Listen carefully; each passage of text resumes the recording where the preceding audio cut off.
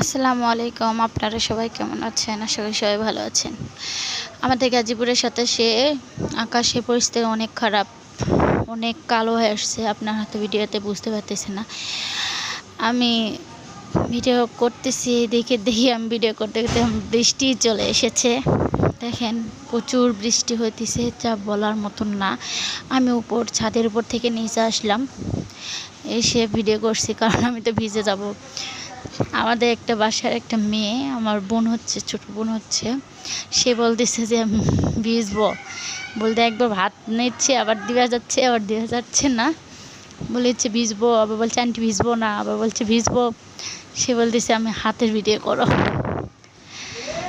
তো সে বলছে যে আমি ভিজবো, মা সে আমার বকা দিবে।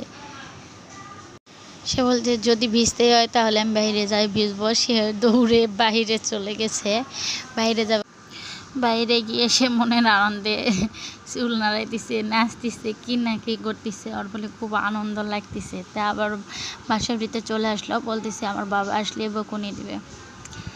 আমাদের যদি ভিডিওগুলো ভালো লাগে আপনারা সাবস্ক্রাইব করুন প্লিজ।